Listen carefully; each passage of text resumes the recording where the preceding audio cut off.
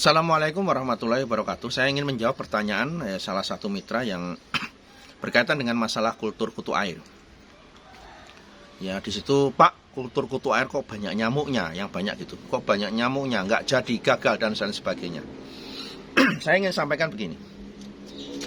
Jadi kalau kita mau kultur kutu air, pertama jangan pernah mengendapkan air. Jadi kalau memang mau kultur kutu air dengan bibit, memperbanyak kutu air dengan bibit, jangan pernah mengendapkan air. Airnya air baru diisikan ke kolam, kemudian starternya bibit dimasukkan, kemudian langsung diberi makan air lele. Ya. Itu kalau bibit pun kita harus hati-hati. Bibit yang dibeli dari luaran, jangan sampai ada jentik-jentik ikut masuk ke dalam kolam. Saat kita memasukkan jentik kutu air ke dalam kolam sebagai starter, coba saring bibit kutu air itu dengan saringan yang halus, di mana kutu airnya bisa keluar, jentik nyamuknya tertinggal di saringan. Itu banyak sekali saringan seperti itu, ya. Itu yang perlu diperhatikan. Kenapa? Kutu air itu banyak yang semalam banyak kemudian besok habis. Itu dihabiskan oleh jentik-jentik nyamuk yang ada di situ. Selama kolam kutu air itu tidak ada jentik-jentiknya, tetap akan bertambah dan hanya bertambah atau berkurang. Itu pun tidak sampai habis. Tetapi kalau sampai di situ ada jentik-jentik nyamuk, itu juga berbahaya. Baik untuk kutu airnya juga, baik juga untuk larvanya. Jangan salah, larva yang habis dan hilang di dalam kolam itu bisa jadi karena diserang oleh jentik-jentik nyamuk. Sudah diambil telurnya dipindahkan di kolam. Kolamnya sudah diendapkan selama 1 minggu. Jentik-jentik nyamuknya sudah banyak. Telur yang barusan dipindahkan itu akan dihabiskan oleh jentik-jentik nyamuk tadi. Jadi jentik-jentik nyamuk, kan ada jentik nyamuk tuh yang ada yang gede, ada yang kecil. Dimana di situ di tiap kolam yang air menggenang pasti akan ada tumbuh jentik-jentik nyamuk. Itu harus hati-hati pemirsa. Ya, teman-teman yang kultur kutu air, kegagalan itu bisa jadi karena dampak dari bibit juga. Bibit kutu air yang diambil dari luar atau dibeli.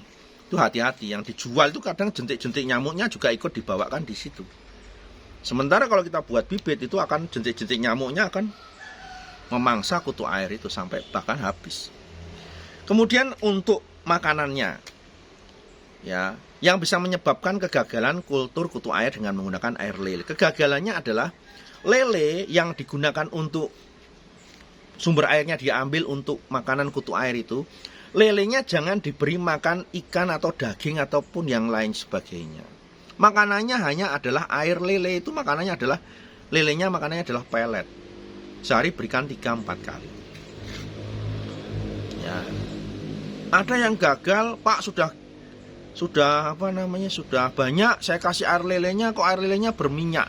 Saya tanya, kenapa kemarin diberi makan air lele kok jadi malah mati? Kenapa? Lelenya saya beri makanan ikan laut, ya, ikan laut jeruannya dalamnya, ya. Sehingga airnya berminyak. Pada saat diberikan kepada ikan kutu air, jadi malah kutu airnya mati semua, Pak. Nah, jadi ikuti saja saran-saran saya sesuai dengan apa yang sudah pernah kita lakukan. Jadi kalau kutu air itu mudah sekali sebetulnya, tidak sulit sekali. Ya.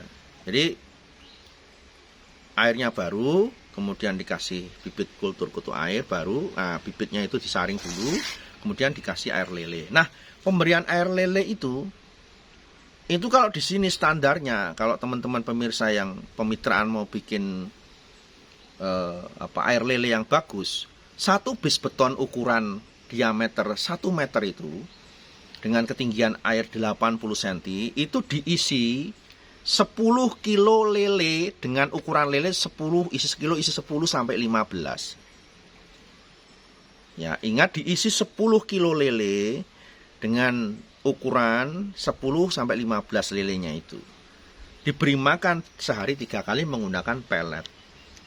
Dalam waktu 5 hari ke depan sampai 1 minggu itu air lele itu sudah jadi. Dan usahakan tempat air lelenya itu tempatnya panas. Ya, sehingga airnya nanti agak-agak kemerahan, agak kecoklatan gitu. Ya, nanti hasilnya maksimal. Dan lelenya jangan sekali-kali diberi makanan lain selain menggunakan pelet. Nah, kalau itu yang diikuti, itu cepat jadi.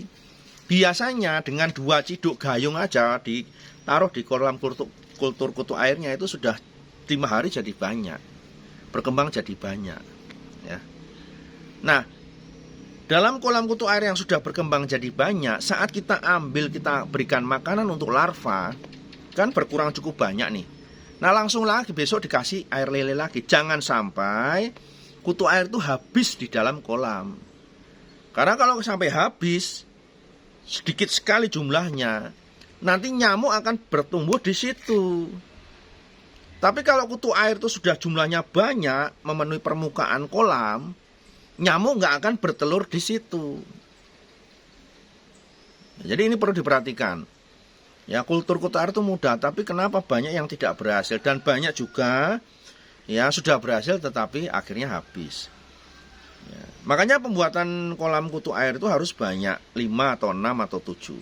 Hari ini ngambil yang sini, kasih larva, ya berkurang, kasih air lele. Besok ngambil yang sini, dikasihkan, bergantian terus menerus sampai ya habis isi lagi, habis diisi lagi.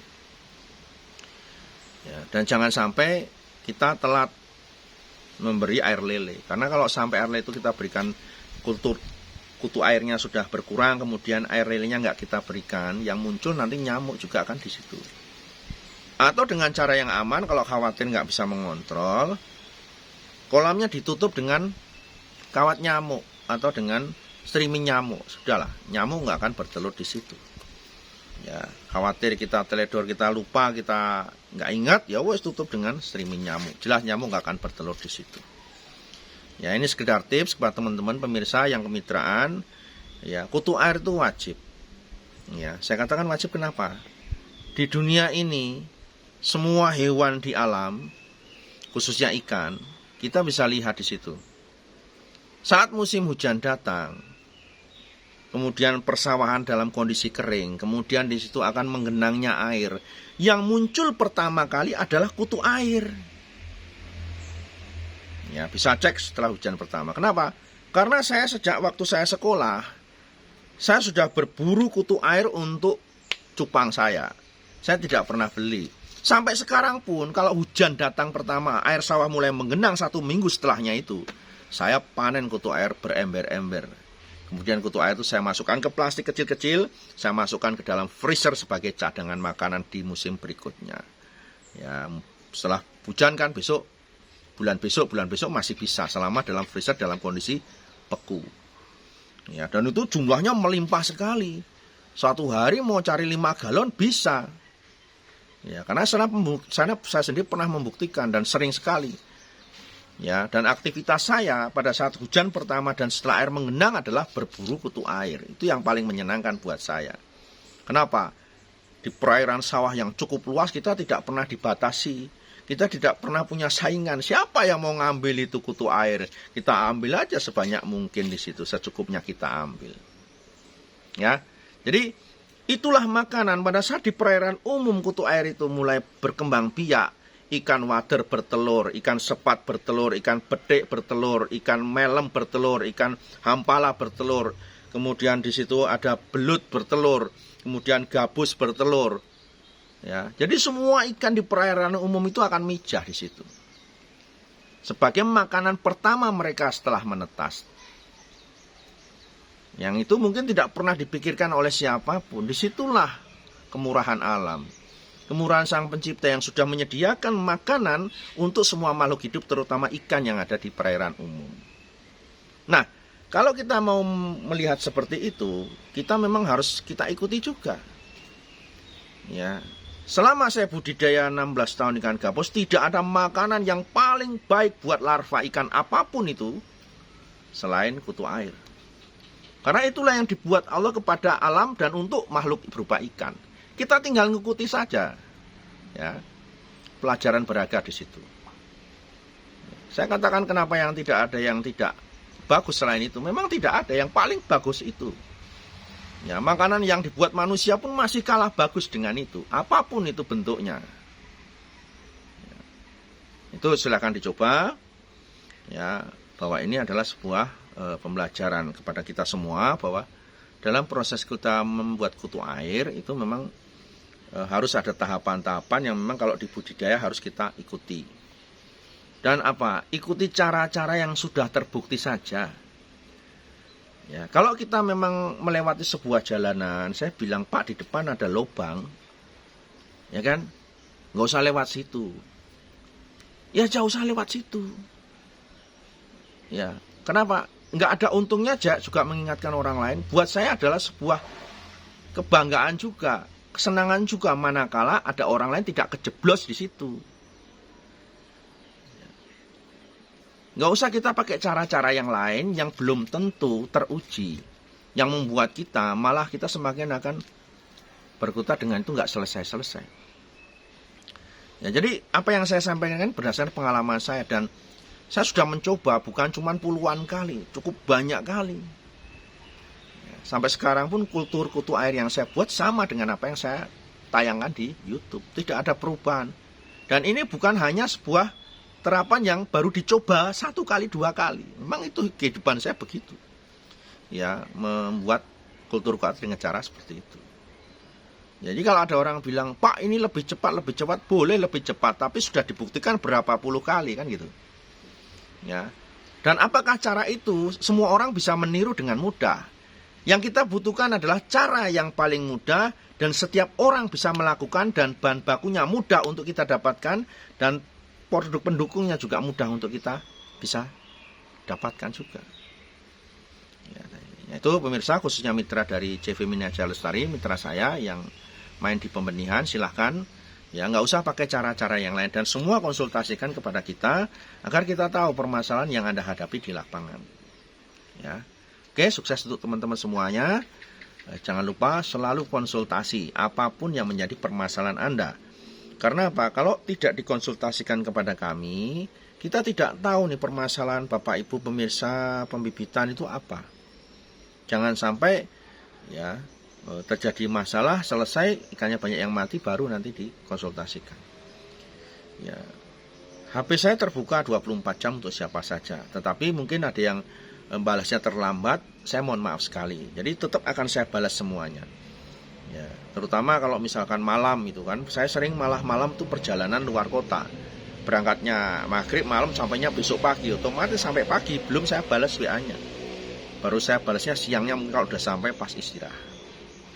Termasuk juga hari Minggu gini. Kalau WA hari Minggu pagi sampai jam 5 sore, pasti akan belum saya balas. Karena tamu banyak-banyaknya itu Minggu pagi sampai jam 4 sore itu banyak tamu. Ya, saya belum akan membalas. Dan balasnya mungkin nanti seperti saat-saat sore. Jam 5, jam 6 atau selanjutnya. Oke ya, sukses untuk teman-teman semuanya.